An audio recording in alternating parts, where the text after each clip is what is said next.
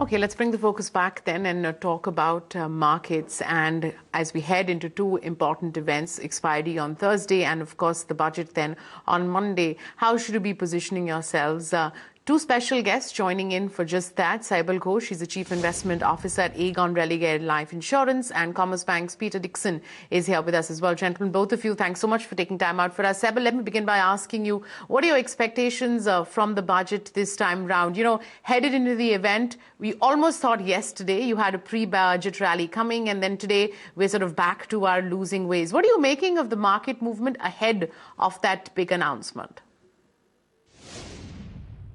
Look, I think at this point of time, the need of the hour is growth, because growth has come down to, the nominal growth has come down to half of what has been the historical average. So I hope that it will be a pro-growth budget, and growth cannot come other than infrastructure at this point of time. So I expect larger allocations in infrastructure spending. I also believe that since we have witnessed two consecutive failed monsoons, so we will see some incentives for agricultural and rural sector. I also expect some credible measure from the government to sort out the public sector bank asset stress issues, because it's absolutely imperative to have a healthy balance sheet of the bank to sustain our growth as and when it comes back. And I also expect some kind of, of course, on the corporate tax, I expect the reduction as per what government promised last year. Corporate income tax should come down. Personal income tax, I expect some kind of incentives. Though there is a fear on long-term capital gain tax, but I hope that there will be some incentives for investing of people's money in equity market through SIPs, kind of a thing. I think it would be, and also, of course, there will be an alignment of tax to a GST level that is going to come. So, I think it would be a very tough balancing act, because there is not much fiscal flexibility available with the government. So it has to be a tough balancing act. Mm-hmm.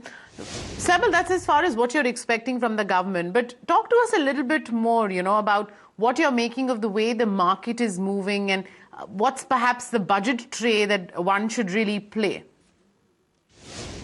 See, I don't personally feel that the budget has got an effect after 6 months on the market movements.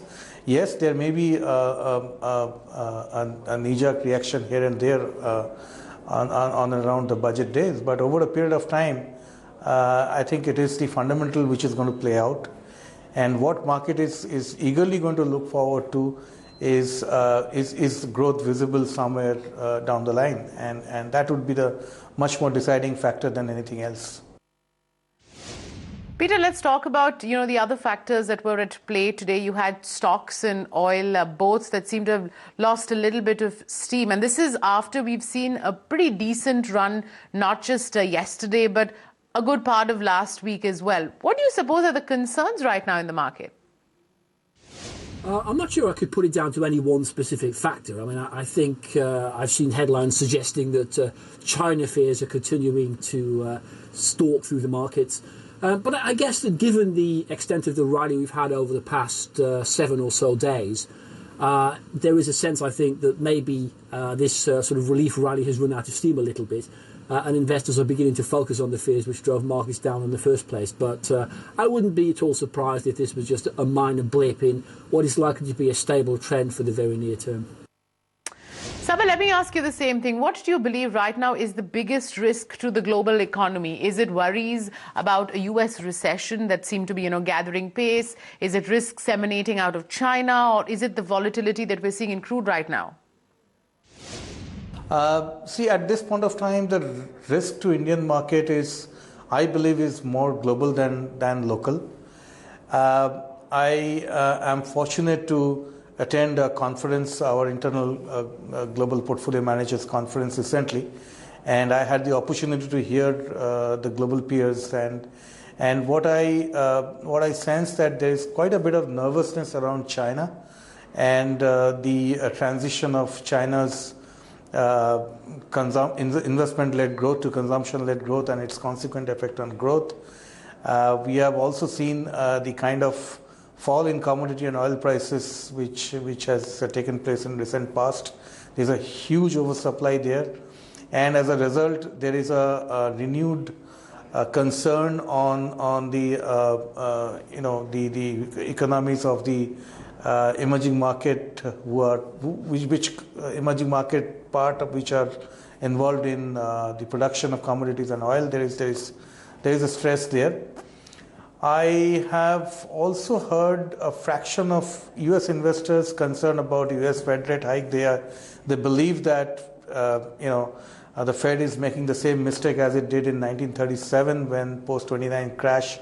The U.S. Central Bank resorted to a premature rate hike, which led to another recession. But whether their fear is overblown or not, that time will tell. The third concern I heard was the stress in the European banks, and that would be expected to resurface at some point of time in this calendar year.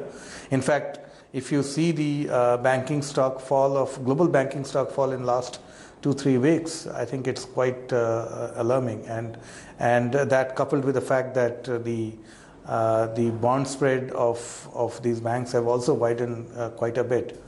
So there are quite a bit of concerns around on the global front, which I don't believe is going to abate in any time soon, and we have to bear with this volatility for some more time. Mm-hmm. Peter, let's pick up one of those concerns, and that's, of course, the outlook for oil prices and whether or not we're going to see some sort of, stability return and the market rebalance itself. How helpful, for one, do you believe are some of these proposed output freezes? Well, in terms of oil prices, I think over time we are expecting the huge surplus of supply in the markets to be eroded. That does suggest there is upside for oil prices in the medium term, but I think we're talking the second half of the year before we really see any meaningful spike there. In terms of the agreement, I'm not really sure if that helps an awful lot at all, because they're talking about a freeze in output rather than a reduction, and it also excludes big players like Iran, which are increasingly coming back to the markets. So I think in the grand scheme of things, the agreement or the attempt by some OPEC members to limit output will probably not be worth the paper it's written on. All right, both of you gentlemen, Saibal and Peter, thanks so much for taking time out for us this evening here on Smart Markets. This is no ordinary budget.